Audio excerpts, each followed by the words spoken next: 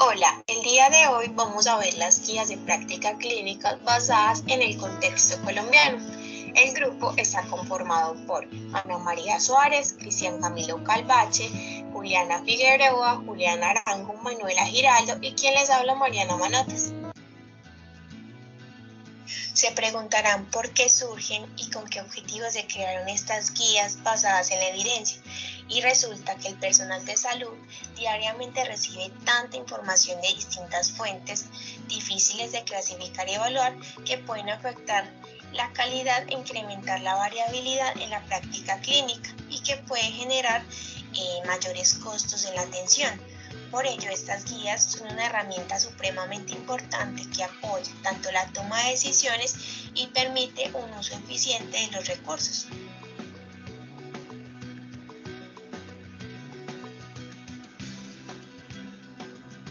En el 2008 vamos a tener entonces que se crea la guía metodológica para lo que viene siendo el desarrollo de las guías de práctica clínica basadas en la evidencia.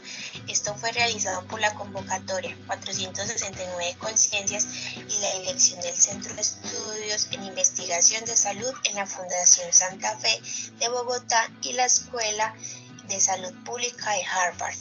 Y ya en el 2013 se publican las primeras 25 guías basadas en la evidencia, lo que permitió una nueva convocatoria en la que se desarrollaron 7 dirigidas específicamente a lo que viene siendo enfermedades crónicas no transmisibles, discapacidad, malnutrición y salud visual.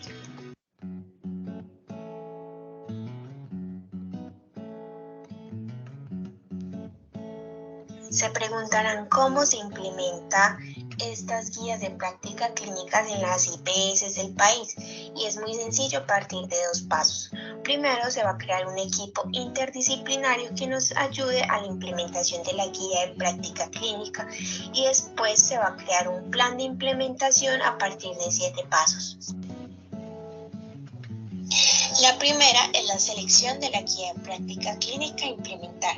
Esto es muy importante porque las guías pueden estar dispuestas por el ministerio u otro tipo de entidad, ya que se deben considerar muchos tipos de variables, como por ejemplo epidemiológicos, como lo son las características de la población o algún tipo de enfermedad en específico. El segundo es el identificador de barreras y facilitadores, ya que pueden influir, digamos, que en la implementación de la práctica.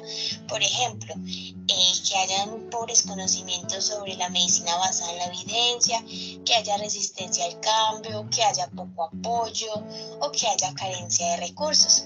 La tercera serían las estrategias de diseminación. Estas funcionan de acuerdo a los recursos humanos, técnicos y económicos. Y la cuarta es la selección de herramientas para la implementación. Esto es a partir de los procesos de difusión y diseminación. El quinto son los recursos y plan de incentivos, que se hacen a partir de la identificación de recursos necesarios, ya sean económicos, humanos o técnicos. El sexto es el cronograma y el séptimo es el seguimiento a la adaptación de las recomendaciones. El ministerio descubrió que no solo era importante el desarrollo de la guía práctica clínica, sino también su implementación, ya que si no se llevaba a cabo de una manera adecuada, no se podrían observar los resultados clínicamente esperados. Por ende, se creó la guía pedagógica para la implementación de la guía práctica clínica basada en la evidencia. ¿A quiénes van dirigidas estas guías? Primordialmente a los responsables en la gestión de la calidad de las IPS y a los profesionales de todos los servicios hospitalarios, con el objetivo de cerrar la brecha existente entre el conocimiento y la implementación de las guías. Esta guía se dividió con fines prácticos en 3 unidades, en donde la primera habla de los criterios a considerar antes de iniciar el proceso de implementación, la segunda sobre las estrategias que facilitan la implementación y la tercera las evaluaciones de las estrategias de implementación. Iniciando con la primera unidad, tendremos los criterios a considerar, en donde se definen las áreas clínicas a potenciar en la eficiencia clínica. Se considera la prevalencia de la enfermedad en el entorno donde se implementan las guías de práctica clínica y se estima el costo-efectividad. Pasando con la segunda unidad tendremos las estrategias de implementación, en donde podemos utilizar la distribución de materiales educativos como lo pueden ser videos, copias o el internet mismo, que nos facilita distribuir la información. También podemos realizar reuniones educativas como lo pueden ser lecturas en la semana en grupos pequeños para lograr la mayor atención posible. También pueden utilizarse visitas educativas que puedan entrenar o capacitar profesionales en el área de la salud. Además, pueden utilizarse desde líderes de opinión local, auditorías y retroalimentación o recordatorios como lo pueden ser stickers en las historias clínicas.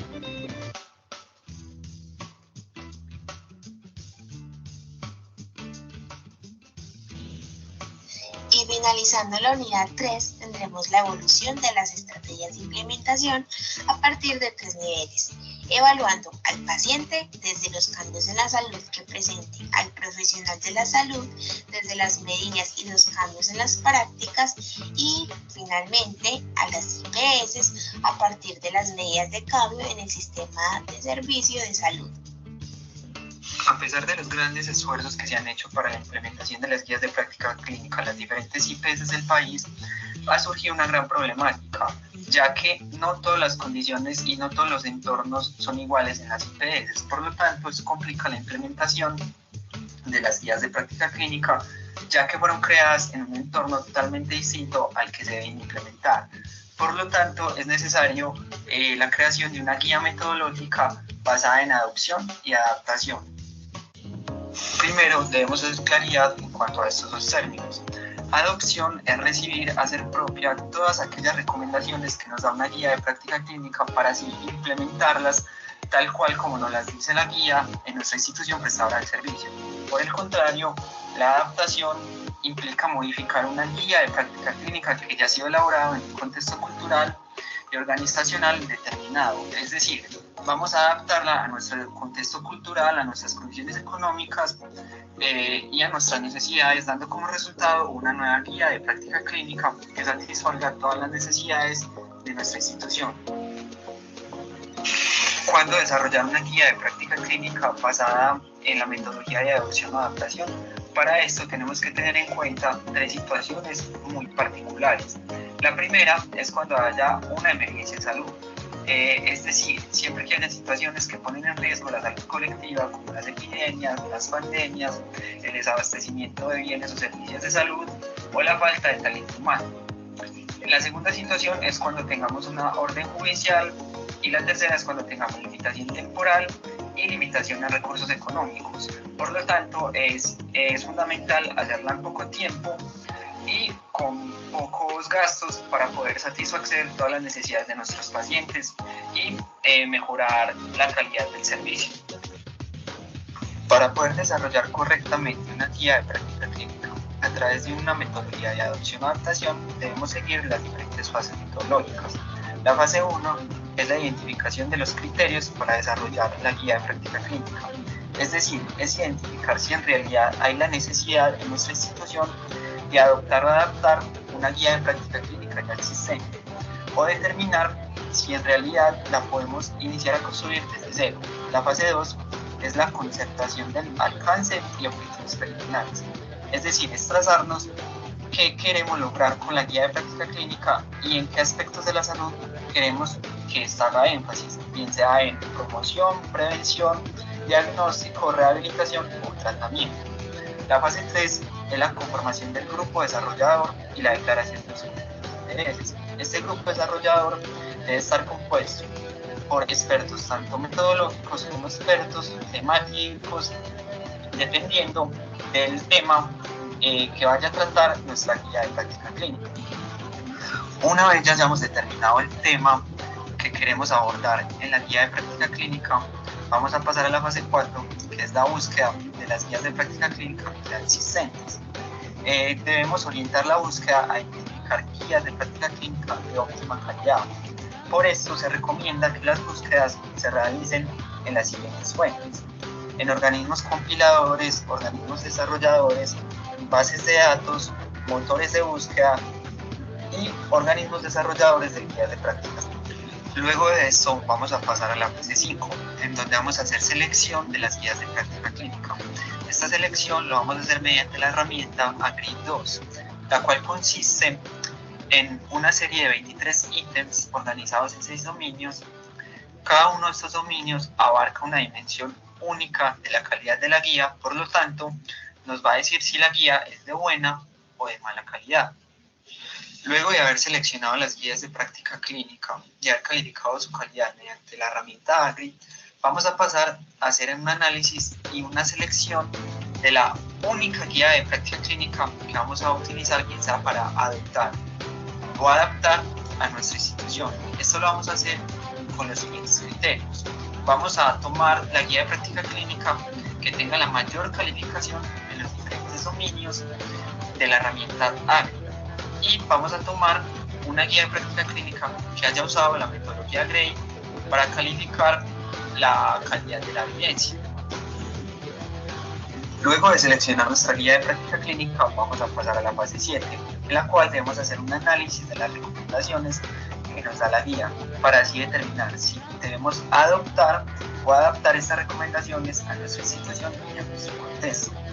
Para eso debemos de partir de dos planteamientos fundamentales. El primero es determinar si las recomendaciones son vigentes, es decir, si estas prácticas clínicas son aceptadas en la actualidad y aún tienen un soporte científico y en la evidencia.